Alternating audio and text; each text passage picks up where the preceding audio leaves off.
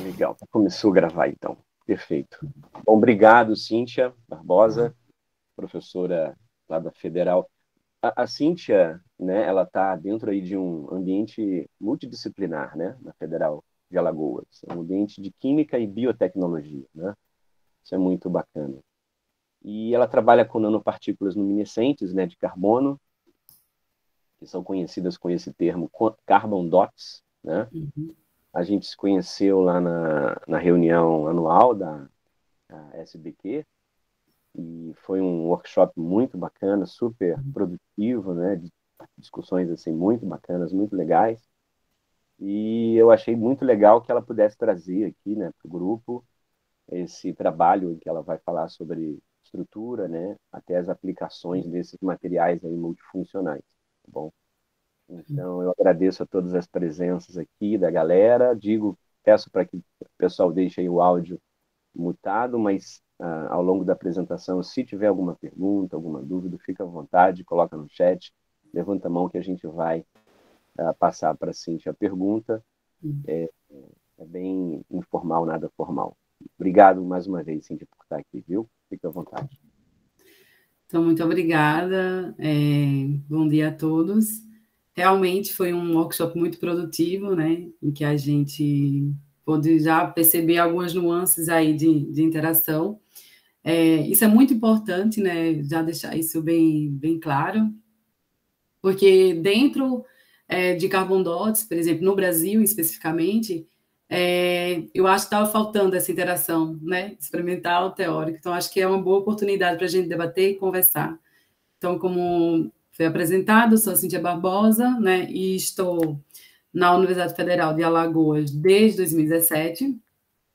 E desde 2021, nós criamos, eu e a professora Daniela, o nosso grupo de pesquisa, que é o Lumian.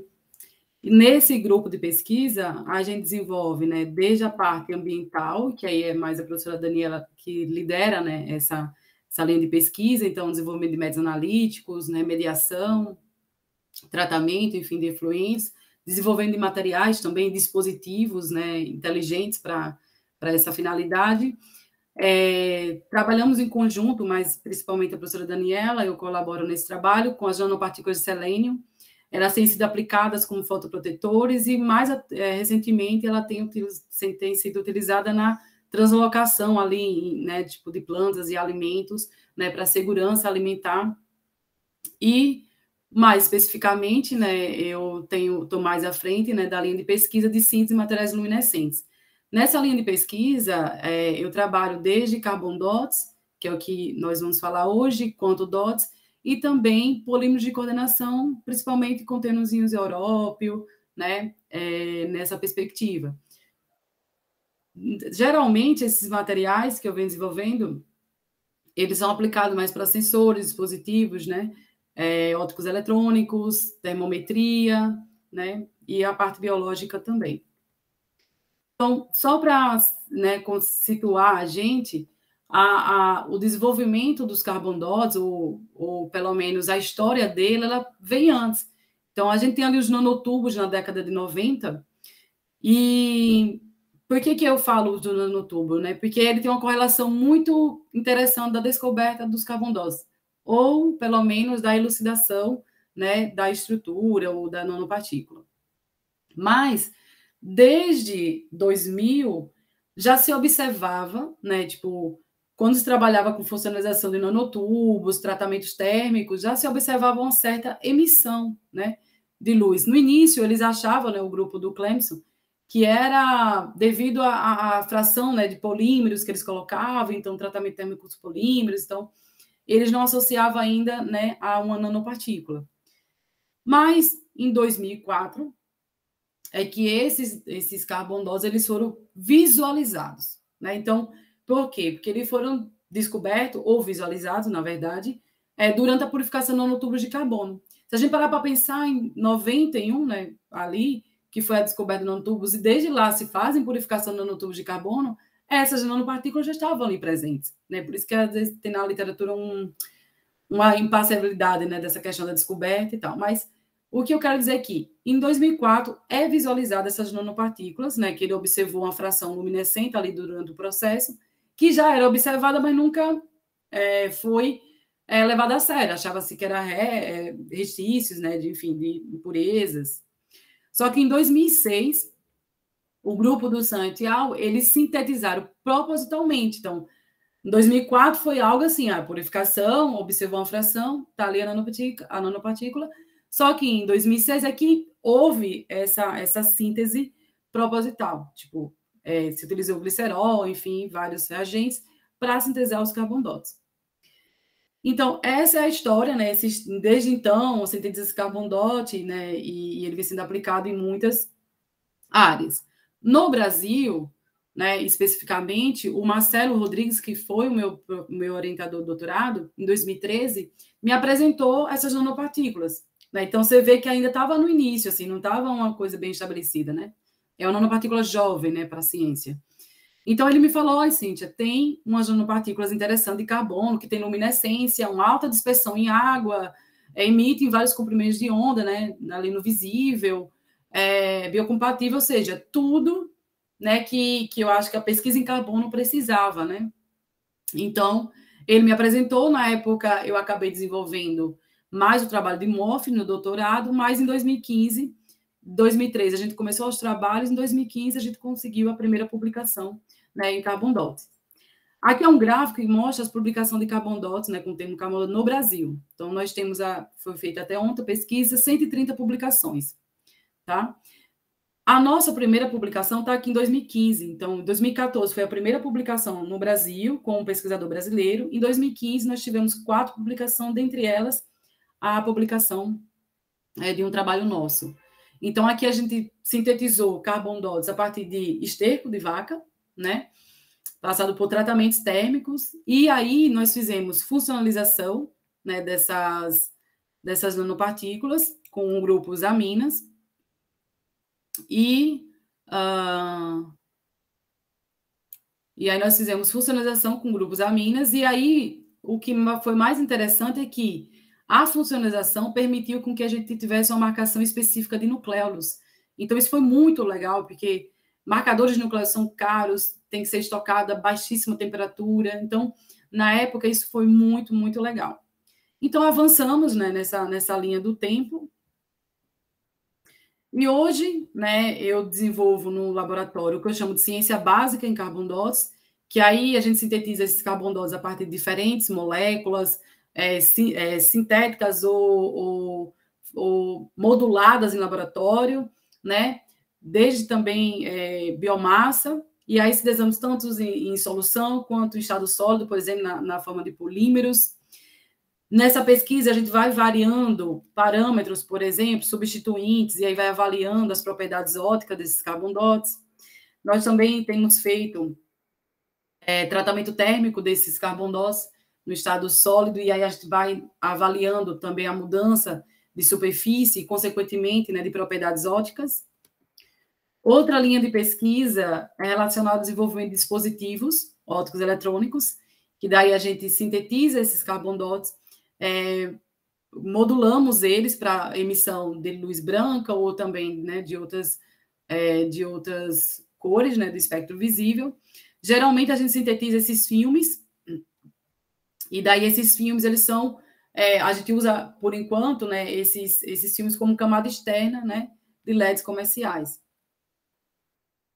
Além disso, nós temos aplicado esses carbon-dots, esses mesmos filmes, eles têm sido utilizados como base para o desenvolvimento de curativos. E aí, curativos bioativos, curativos que têm uma multifuncionalidade. Por exemplo, ele pode sensoriar o pH, né? Por exemplo, no ambiente, eu tenho trabalhado, né, recentemente com feridas, né, tipo tratamento de feridas, desenvolver esses curativos para essa finalidade. E aí, por que ter um sensor de pH? Porque daí a gente vai ter uma melhor predição da cicatrização, né? Aí eu vou explicar um pouco mais melhor lá na frente. Esse curativo, ele vai ter uma propriedade tanto pró e antioxidante no tratamento.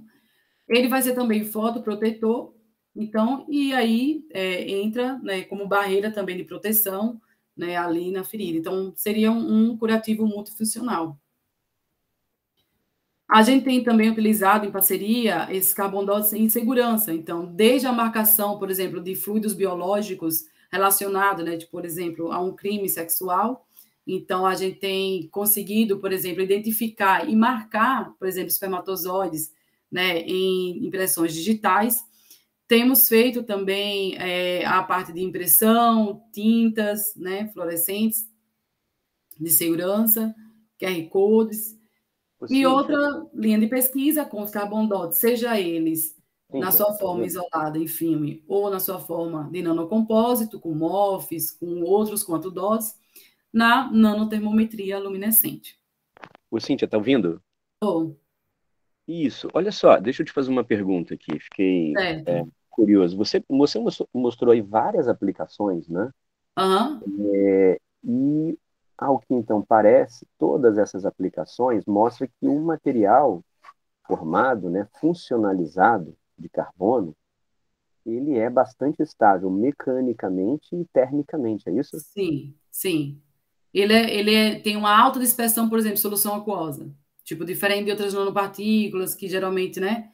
Ele tem uma alta dispersão. É tanto que se usa um termo muito que hoje eu não uso mais nos meus trabalhos, que é solúveis em águas. Todos os artigos que você encontrar até hoje vai ter lá solubilidade em água. Só que aí, né, é uma nanopartícula, ele é muito disperso. Então, tem carbondose lá que tem um ano e meio na geladeira, entende? Tipo, então, aí no caso em água, em solução ou nas aplicações que você mostra, essa funcionalização que você faz na nanopartícula é uma funcionalização por uma interação ali, é uma ligação química mesmo. Então, assim, é uma funcionalização estável ou é uma interação tipo de mecanoquímica, né?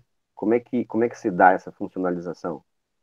A funcionalização, uma vantagem também dessas nanopartículas, que daí quando eu mostrar a estrutura vocês vão perceber, é que elas são autofuncionalizadas, Luciano. Então, assim, claro, a menos que você... deixa eu voltar lá no trabalho. É o chamado processo self-assembly?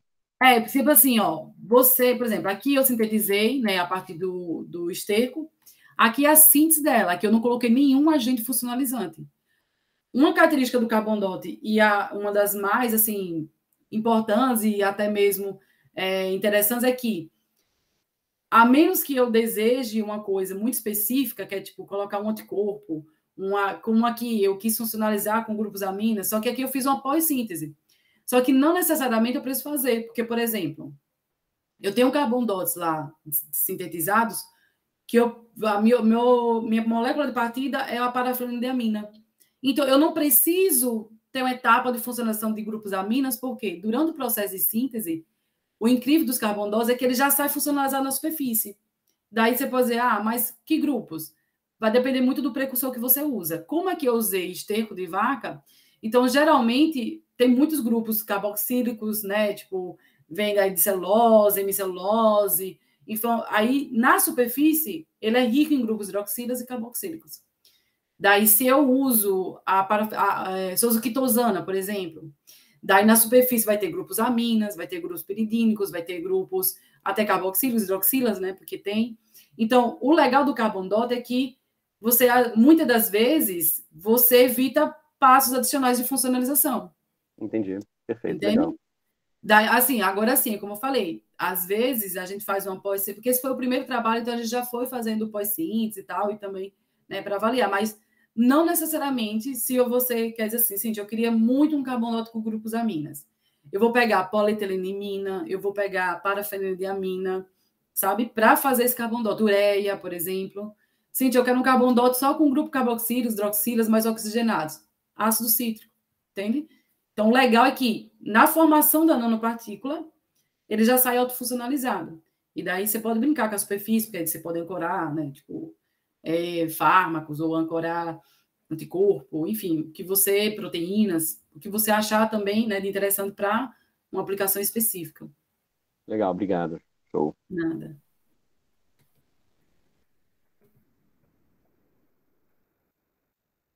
Daí, né, agora falando mais do carbondote, o que seriam esses carbondotes, né? Qual a estrutura dele? Então, basicamente, a gente tem, né, uma estrutura, né, com núcleo grafítico, com várias folhas, né, de grafeno, né, empilhadas, e na superfície nós temos o que a gente chama de defeitos, que aí vai ser os grupos funcionais, né, tipo característico daquele precursor que você utilizou, que aí vai ficando na superfície.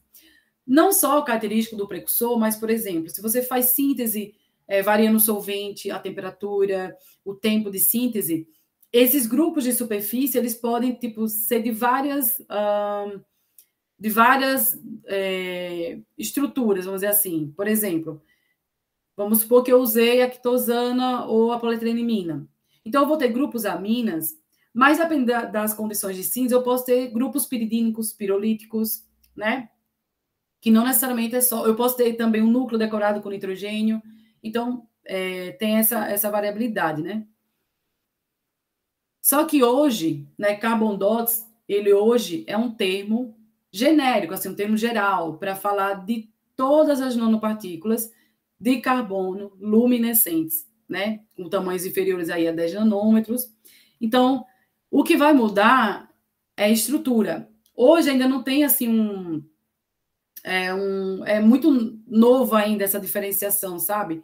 O que é mais característico é o quê? É os grafeno enquanto dots, que é basicamente uma folha de grafeno, só que, né, confinada ali, né, com confinamento quântico, né, de tamanho. Mas é uma folha de grafeno em que na superfície você vai ter esses defeitos, né, esses grupos funcionais. Nós temos os carbon dots, ou os carbon quanto dots, que aí seria várias folhas de grafeno em seu núcleo, né, no core, e mais uma vez na superfície seria decorada. Os carbon nanodots, que aí eles falam que é como se fosse também uma estrutura mais amorfa, mais cheia de defeitos, inclusive no próprio núcleo. Então, você tem algumas folhas, né, de grafeno, você tem estruturas também diferenciadas, tem muitos defeitos, né, tipo... E nós temos atualmente, né, o que eles chamam de carbon polymer dots. Geralmente você sintetiza, quando você sintetiza o carbon dots, aí na superfície ela pode ficar decorada, né, com algumas frações poliméricas, dependendo do precursor. E aí também dependendo do grau de oxidação, que a gente chama grau de oxidação é temperatura, tempo, né, que aí você deixa ali, essa superfície, né, que está passivando, vamos dizer assim, o core, né, o núcleo, com essa estrutura polimérica, ela pode ir diminuindo, tá?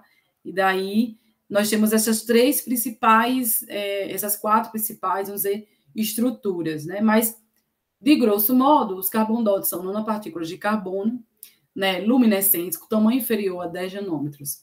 E que aí tem uma alta dispersão em água, tipo, tem emissão em vários comprimentos de onda, geralmente tem uma alta biocompatibilidade e baixa toxicidade, e aí ela vem sendo, né, amplamente utilizada. Aqui são algumas imagens, né, por exemplo, a estrutura aqui de grafeno quanto dots, né, mostrando, né, essa estrutura aqui de carbon quanto dots, que aí a gente tem aqui, ó, várias folhinhas empilhadas, né, tipo de estrutura. Nós temos também esse esporo no carbon dot, geralmente, ó, o esporo no carbon dot, eles têm um tamanho um pouco maior. Se olhar aqui a escala, é 40 nanômetros, geralmente, não é uma regra, tá? Nós temos essa estrutura, tá vendo? Aqui, ó. Os carbon polydots podem ter aqui um tamanho de partícula diferente, e aí, tipo, você tem aqui o tempo. O que variou, por exemplo, foi o tempo. Então, você tem essas frações, né, moleculares de superfície. Mas, né, a princípio, né, nós temos aí uma estrutura bem comportada, né, dos carbon dots.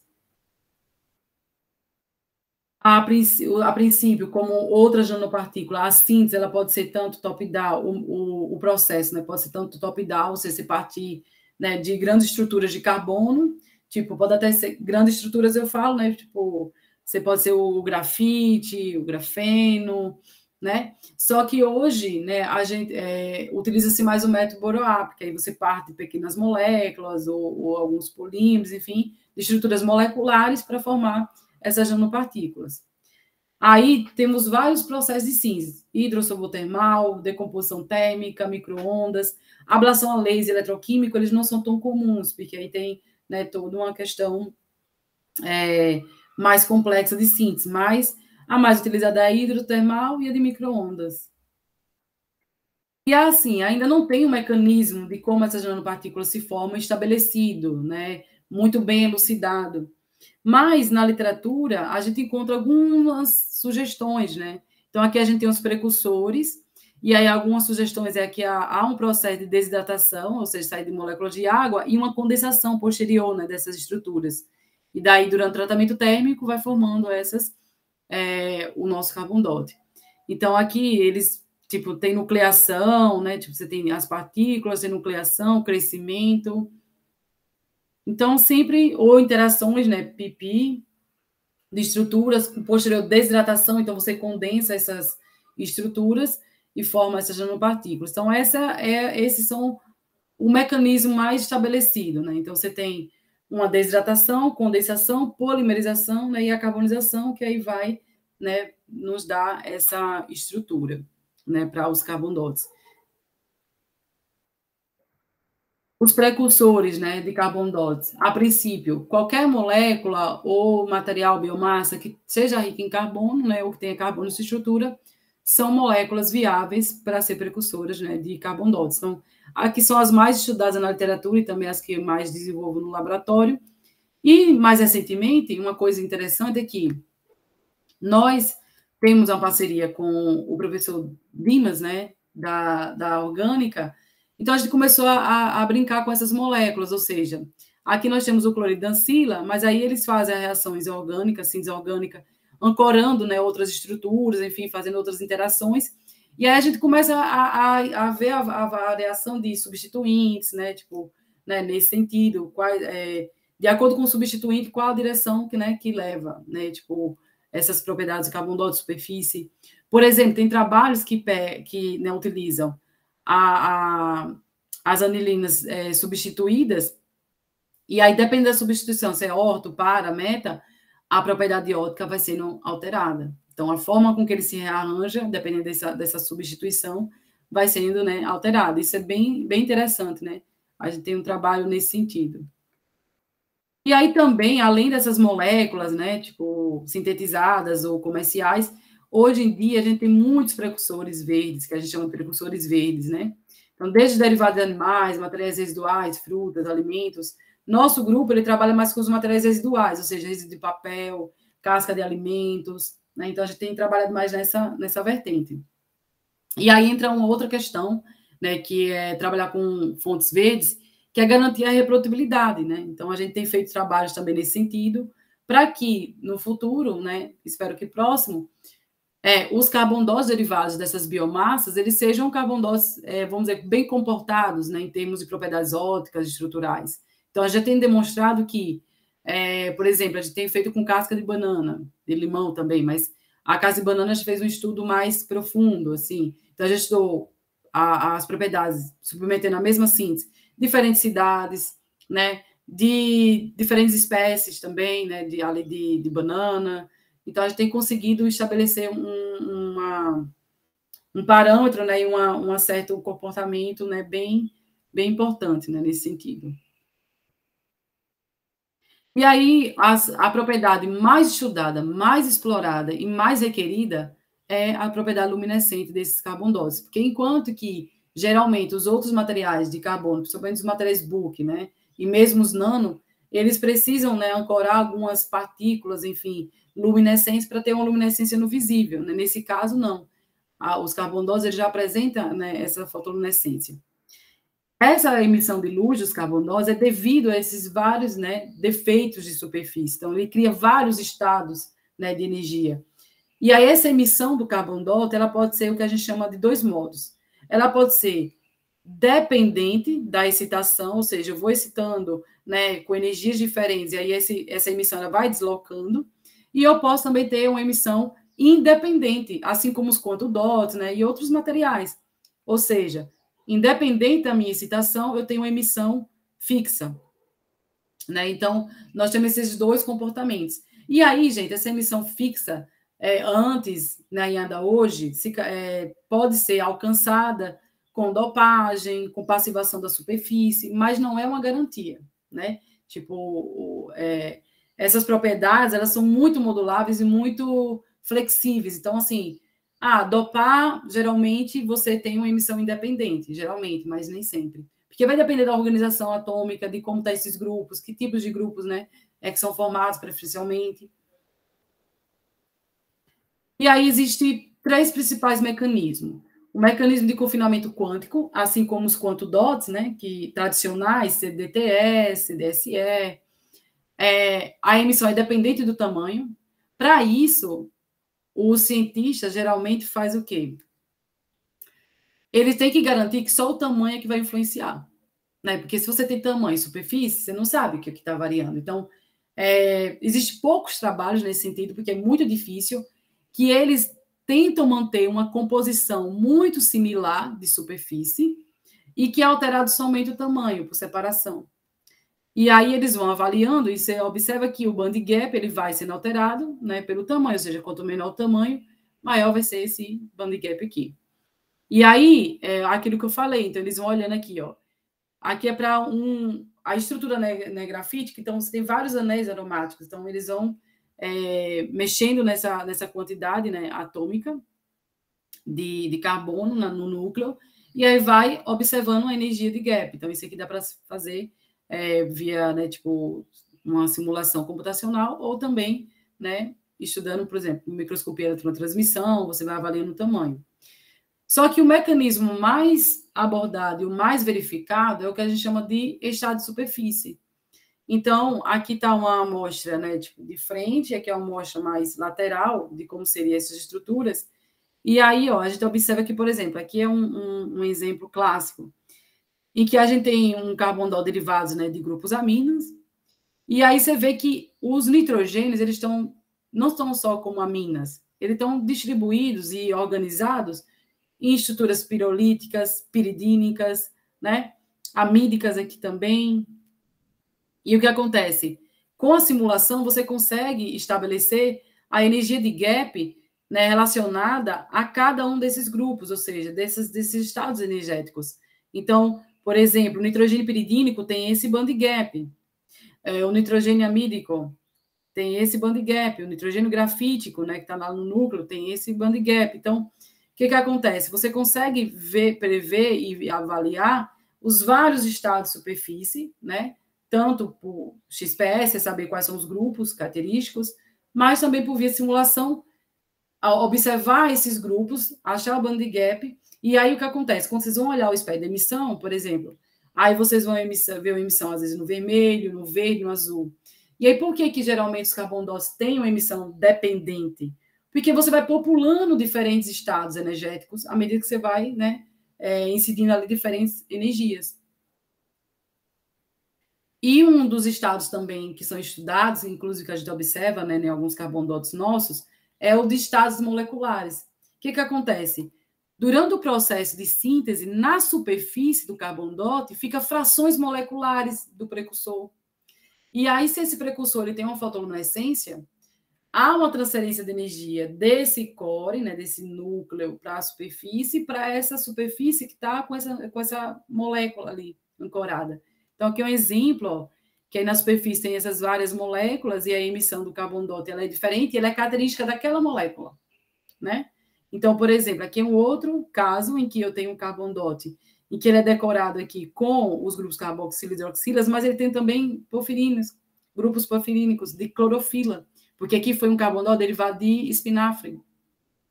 Então, ele notou que na superfície eu tinha grupos carboxilas, hidroxilas, né, oxigenados, mas eu tinha ancorado também algumas moléculas ali de clorofila.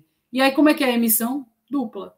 Então, eu tenho uma primeira emissão que é atribuída a esses grupos de superfície aqui, ó, carboxilos, oxigenados, que é dependente, né, da excitação, mas eu tenho uma emissão aqui que é característica da emissão de clorofila, né, que aí tem uma transferência de energia e aí a gente vê a emissão da clorofila. Então, aqui são os três principais, né, mecanismos de luminescência para essas nanopartículas. E aí a gente começa, né, baseado agora nesse entendimento do carbondote, a gente agora começa a entender, eu vou apresentar aqui para vocês algumas aplicações de trabalho do nosso grupo com os carbondotes.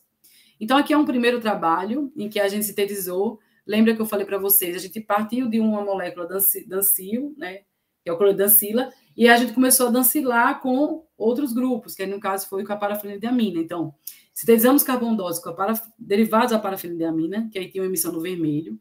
a gente sintetizou o carbono dose do cloreto de ancila, que tem emissão no azul, e aí o grupo, né, da orgânica fez aqui um ancoramento, e aí esse ancoramento permitiu que tivesse emissão no verde.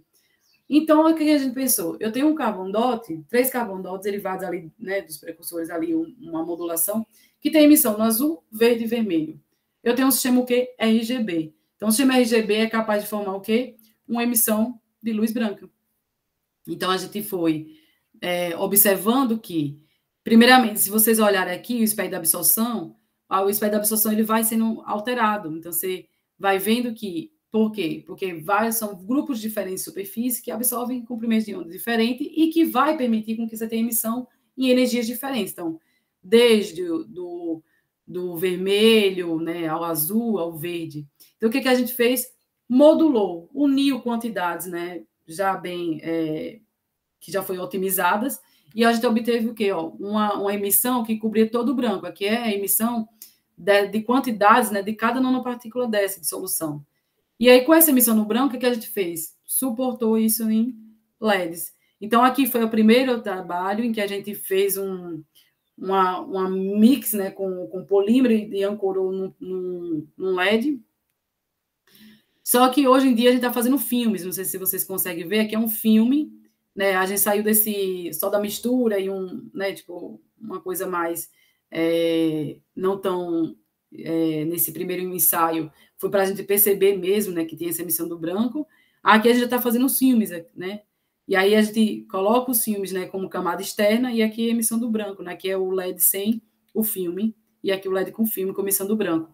Isso é muito importante, porque o desenvolvimento dos dispositivos LEDs, até 2025, toda a tecnologia vai ser de luz LED. E aí, assim, geralmente, os componentes, né, da luz de LED atual são componentes que não são renováveis, né? São componentes que são caros, são difíceis de ser extraídos, né? Os minerais, tipo alguns rios natanídeos, né, terras raras. Então, a perspectiva é não necessariamente substituir, mas ter novos materiais, sejam eficientes, mas sejam renováveis, né, que tenham baixa toxicidade. Então, os carbon dots vêm nessa perspectiva no desenvolvimento dos dispositivos. Aqui é o trabalho do Orlando, em que, aqui a gente modulou, certo? Então, a gente modulou os carbon dots, né? Ou seja, juntou vários carbon dots, com emissão no azul, verde e vermelho.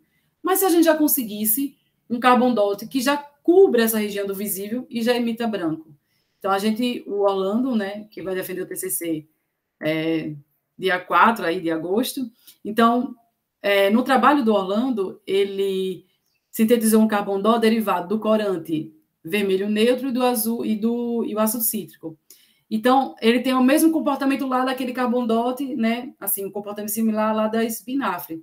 Nesse caso, a gente tem uma emissão aqui, dependente do ácido cítrico, né? Que é derivado do grupos oxigenados, né? E aí tem frações moleculares de vermelho neutro, que é um corante, que emite no vermelho, que é aqui. Então, a gente já conseguiu um carbon dot, né? Com emissão dupla. E essa emissão dupla tinha coordenadas de cor próxima ao branco puro, e também com várias emissões de branco, seja do branco quente ou branco frio. Isso é muito bom. Então, hoje, você já vê lâmpadas que você vai apertando, né, tipo ali o controle, e aí ele vai saindo de um branco mais amarelado para um branco mais, tipo, né, frio e quente. Então, você consegue modular. Então, tem um carbon dot que você pode modular mediante, por exemplo, a voltagem, ali, a potência aplicada, você já mudar essa emissão, tipo, né, você ter, às vezes você quer uma luz mais de leitura, às vezes uma luz mais para, enfim, à noite, que tem que ser uma luz mais amarelada, então você já consegue modular bem. E aí a gente fez o seguinte, nessa etapa, a gente, com parceria com o Instituto Renato Ache, de Campinas, a gente conseguiu medir a luminância, né, a eficiência ali desse dispositivo. E aí a gente percebeu o seguinte, que só um filme, né, proveniente desse carbon dot, que é esse filme aqui, ele tinha uma eficiência 2 vezes maior do que a eficiência do LED chip comercial, que é esse preto. Então, ele tinha uma eficiência, uma luminância de mais ou menos ali 50 e pouco, mas quando eu coloquei o meu filme, essa luminância foi para 100. Então, é um parâmetro, né, de luminescência, de eletroluminescência muito importante. Mas aí a gente pensou, tá, ele já tem emissão dupla, o que acontece se eu colocar um pouco de outro carbono-dot, né, modular, derivados de banana, que tem emissão no azul.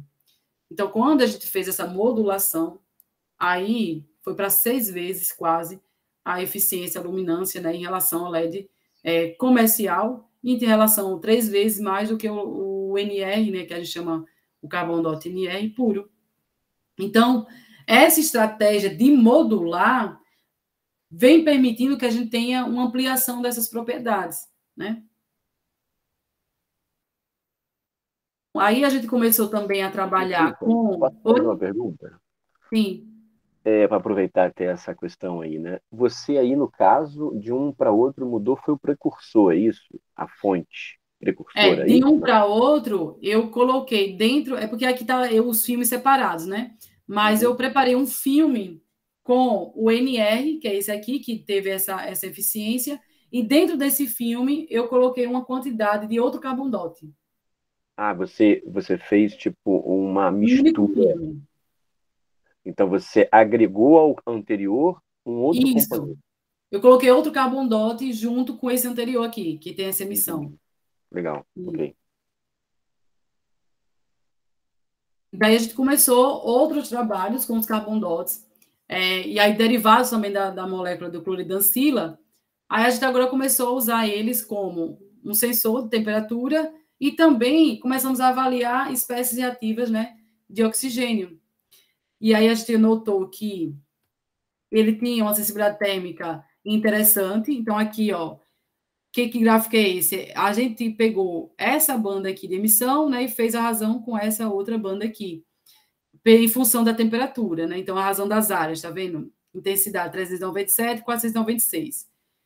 Aí a gente calculou a sensibilidade térmica relativa, né, que é um parâmetro que ele estima, né, a eficiência de um termômetro luminescente, e aí observamos que até 10 ciclos, né, você tinha uma estabilidade, né, desse nosso, que a gente chama de termômetro.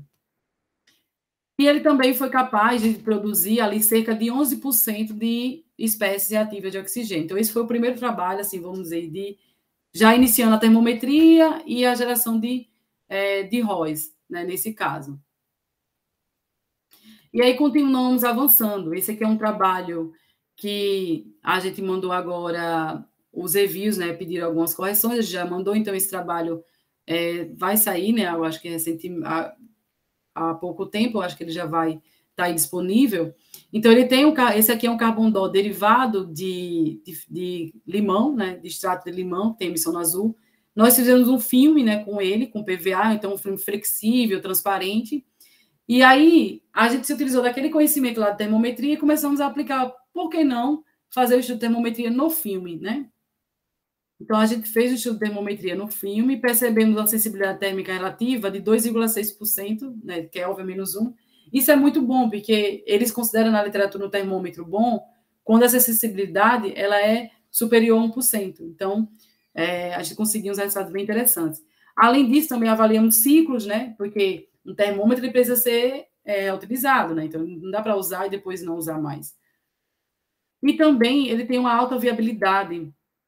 Se a gente olhar aqui, até 1.000 microgramas por ml em células, né, de fibroblastos, nós temos em células de pele, né, nós temos uma viabilidade celular de ainda, né, de superior a 80%. Então, é um carbono-dot biocompatível e que esse filme, né, ele apresentou essa propriedade, né, de temperatura, né, então pode ser usado como um termômetro, né, ali, por exemplo, a gente vai ver mais na frente, mas esses filmes, você está vendo, ó, o filme veio de lá do LED, o filme agora está sendo usado para termometria, né?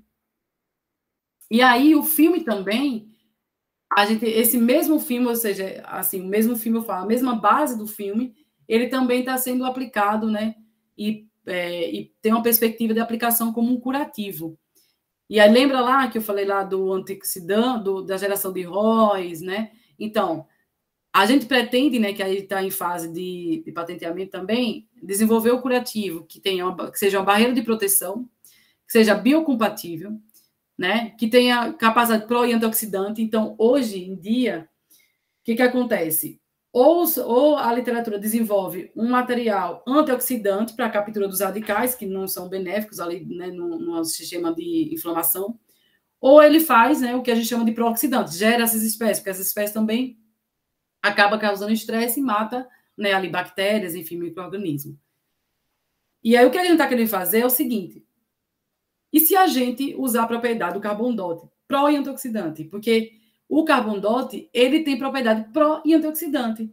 Então, qual seria, o nosso intuito é avaliar qual seria o viés, por exemplo, no tratamento de feridas, em que eu ia usar a capacidade pró e antioxidante. Eu vou usar as duas capacidades, mas qual que vai fazer mais influência, em qual etapa de cicatrização, a gente está tentando estudar, né? Vai funcionar como um antibacteriano, que aí o nossos estudos está começando agora, né, com os estudos em bactéria, e a parte de fotoprotetor, porque a gente percebeu que esses carbon-dose têm um fator de proteção muito bom. Então, imagine você ter um curativo que, ao mesmo tempo que ele serve de barreira de proteção, que ele é biocompatível, que ele é pró-antioxidante e ainda ele é um fotoprotetor, né, para proteger ali a ferida, aquela região. Então, a gente tem sintetizado carbon-dose com diferentes superfícies, emissão, né, para sintetizar essas membranas que vão atuar como curativo. Lembra lá que eu falei do pH? Então, assim, eles vão ter uma dependência ali do pH, né? A gente desenvolve para que, né? Aqui a gente tem um sistema que a gente chama dual. Aqui são dois carbon-dots juntos. Um carbon-dot derivado do limão e o carbon-dot derivado da ortoparafenildiamina. Um com emissão mais para o verde e outro para o azul. O que acontece? Com a alteração do pH, há um deslocamento, né, dessas intensidades em que eu tenho uma emissão mais laranja, vamos dizer assim, e uma emissão mais verde. Isso é bom porque no processo de inflamação das feridas, quando a ferida está muito inflamada, enfim, com o processo, né, de necrose e tal, ali a região ela fica com pH mais básico. Por quê? Porque as bactérias, os micro-organismos, eles começam a produzir amônia, né, durante o processo, enfim, seu processo ali bioquímico. E aí, né, o pH seria mais básico. Então, eu teria um indicador, vamos dizer assim, um curativo, que ao mesmo tempo serve como indicador de melhora. Então, se eu estou percebendo que a emissão, vamos supor, do meu curativo, ele está indo mais para o laranja, é porque eu estou cicatrizando, além do tamanho ali, né, da ferida e tal, mas eu estou cicatrizando. Então, você tem uma noção desse potencial, é um sensor, vamos dizer assim.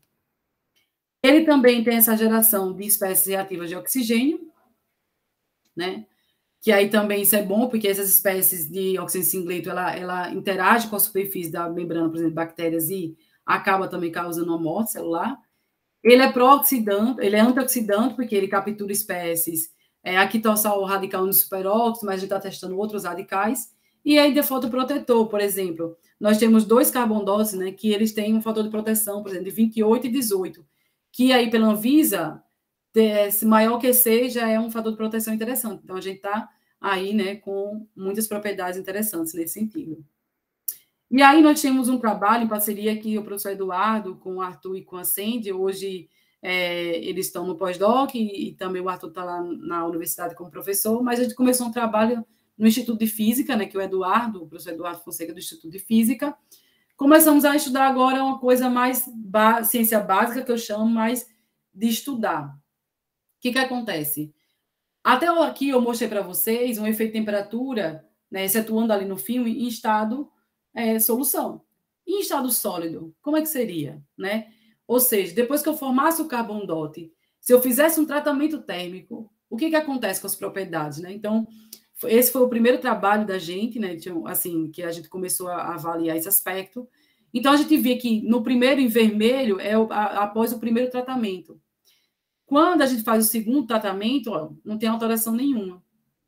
Mas a gente percebeu que houve uma alteração. E aí, quando a gente foi fazer os espécies, por exemplo, de absorção, a gente percebe que você começa a ter, depois da segunda aquecimento, a gente começa a perceber que surge ali umas bandas de absorções que não tinha antes. E o que são essas bandas de absorções?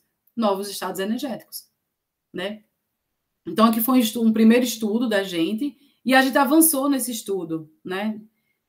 A gente avançou aqui, fizemos um tratamento térmico, o mesmo exemplo, só que com outro carbon dot. Mais uma vez, observamos alterações, né? Tipo, aqui, tá vendo a espécie de absorção, consequentemente, como eu falei, na energia, né, do grupos funcionais, porque o que acontece? Na espécie da absorção do carbono 14, você tem uma absorção de curta energia, deixa eu só voltar aqui, de curta energia relacionada às transições PP, né, do core grafítico, e essas energias, essas outras absorções mais a longo comprimento de onda, já são absorções de grupo de superfície, por isso que eu falo que houve alteração, né, ali de superfície. Mas o mais legal é que nesse trabalho a gente avançou, né, junto ali com o grupo do professor Eduardo, a gente fez uma aplicação, né? E aí, nessa aplicação, o que acontece? O tratamento térmico, a 453 Kelvin, aumentou a viabilidade. Ó, a viabilidade, por exemplo, antes do tratamento, era até 100 microgramas por ml. Depois do tratamento, ela subiu ali para 300 microgramas por ml. Então, para vocês verem, isso foi um aspecto, né? Porque também mudou a marcação celular, ou seja, para onde o carbon dot ele se localizava ali, né, na célula, mas o que foi mais interessante é que a gente ampliou propriedades, né? Ali nesse sentido. Aqui é um outro trabalho também de outro grupo, mas junto com o professor Eduardo, a gente fez um estudo do tratamento térmico e do tempo de síntese. Será que também vai influenciar? Então, a gente usou, né, o grupo usou cera, né, de própolis, ou seja, é um resíduo, né, do mel. Daí a gente tem aqui, ó, a gente usou um tempo de 6 horas e um tempo de 24 horas nas mesmas condições, e a gente percebeu que os estados de superfície eles eram alterados. Então, se a gente olhar aqui a composição também, a porcentagem de grupos de nitrogênio, oxigênio, se você olhar aqui, ó, por exemplo, quando você faz o tratamento assim em 24 horas, é o que acontece com a emissão. Ela fica independente, ó. Tá vendo? Aqui é uma emissão independente. Quando você, antes do tratamento, às 6 horas, quer dizer, é uma emissão dependente. Então, você muda uma propriedade óptica, e que não é só mudar a propriedade óptica. Essa propriedade óptica ela pode ser explorada, né, para alguma aplicação em específico. E nesse caso, por exemplo, o rendimento quântico aumentou. Se não me engano, ele duplicou. Então, se aumenta propriedades, né, ópticas, modifica, aí variado, né, tipo, e aí, dependendo da aplicação, né, dá para direcionar bem. Esse é um trabalho, né, da CEND, continuando também em parceria com o professor Eduardo. É um trabalho que saiu agora em 2023, agora bem recente. Já foi o estudo do pH nas propriedades ópticas e morfológicas dos carbon dots. Então, nesse sentido, a gente está vendo que a gente está estudando algumas influências nessas propriedades. E aí, nesse caso, foi feito, por exemplo, se observar a intensidade, ela vai aumentando com o aumento do pH, e o comprimento de onda máximo de emissão, para um pH 12, por exemplo, está aqui na região de 420, com pH mais ácido, 440. Aí a gente observa mais uma vez, está vendo alterações nos estados de superfície, né, de energia de superfície, pela absorção, pelo FTIR. E aqui a gente observa, ó, que no pH 2, em 460, é que já começa uma alteração, né, de comprimento de onda de emissão, e no pH 12, já alteração antecipada, né? Então, a gente mostra que os estados e a população desses estados energéticos é alterada. Além disso, esse carbon dot, né, ele serviu como sensor de pH. Se a gente olhar aqui, esse aqui é o pH que foi determinado ali no pHmetro, né? Água de torneira e destilada, e pelo método, né, estabelecido pela CEND, né, pela curva, né, que ela construiu do pH, de dependência do pH pela fotoluminescência, observe que o pH, né, pelo método de fotoluminescência, ele é muito próximo do método, né, do pHmetro, então mostra que ele foi bem eficiente. Além disso, se utilizou dessa propriedade de que em pH mais básico, mais ácido, há o acendimento, ou seja, há um incremento da fotoluminescência, para desenvolver tintas, né, fluorescentes. Então, você vê que são bem estáveis. Aqui ela é depositada, né, em slides de vidro, e até 90 dias você percebe a estabilidade dessa emissão. E aqui também no papel, você vê que é transparente, né, tem que ser uma tinta invisível, né, porque é usado, por exemplo, para futura segurança. E aí você percebe, pH 2, ó, tem uma alta intensidade em detrimento do pH 12, então dá para modular. O que acontece? Isso foi benéfico, por quê? Porque se eu quero uma tinta, vamos supor, né, que tenha uma alta fluorescência e seja visível, nesse caso, alterando o pH, eu tenho essa propriedade. Então, esse estudo foi bem importante nessa correlação. E aqui, né, aqui acabam alguns dos trabalhos, né, desenvolvidos, né, por a gente, e aqui eu mostro para vocês, que eu tenho falado para o Luciano, assim, algumas possíveis interações experimental teórico. Então, como eu falei para vocês, os estudos mais explorados na literatura de carbon dots, né, via simulação, via, né, estudos teóricos, é com o cálculo da energia de gap mediante, por exemplo, alterações de superfície, né? Ali eles fazem uma correlação, primeiro, né, tipo, faz um estudo, né, com o XPS, por exemplo, que dá uma composição de superfície, porcentagem de heteroátomos, a voltametria cíclica já está também ali um band gap, e aí o estudo teórico ele vem para auxiliar também nessa perspectiva. Só que atualmente eu tenho visto o seguinte, ó, esse trabalho aqui, eu peguei justamente porque ele já vai fazer usar o DFT, né, para estabelecer qual o transporte, né, de carga ali no LED, né, tipo, no dispositivo. Então, eu já achei interessante, por quê? Porque, como eu trabalho com dispositivo, é bem interessante que a gente saiba essas energias e que a gente não só saiba as energias, mas que a gente possa calcular também o que a gente chama de transferência de carga, né, para ver o quê? Além de achar a energia de Ohm-Lumo, que ela influencia, né, se o carbon dot ele vai atuar como um injetor de elétrons, injetor de buracos, como camada emissiva. Então, os estudos teóricos, eu acho que de interação, aí no caso, nesse estudo específico, ele não só achou o band gap, né, a energia de Ohm-Lumo, de fronteira desses carbon dots, mas ele também estudou a energia de interação do carbon dot com a camada de perovskita. Nesse caso, o que ele fez? Como tinha muito mais do que 400 átomos, né, ele pegou o cluster de carbon dot e os grupos funcionais da perovskita para fazer esse estudo, né, de interação. E aí depois ele também estuda o gravo, nesse aqui ele estuda a densidade de transferência de carga também, né, nesse material. Então, o que isso é importante para mim, por exemplo? Porque sabendo do band gap, né, e sabendo da energia de interação, por exemplo, de uma camada de carbon dot para outra camada de carbon dot ou de um outro material no dispositivo, eu vou avaliar a melhor escolha. Qual carbon dot que eu uso para essa camada, entende?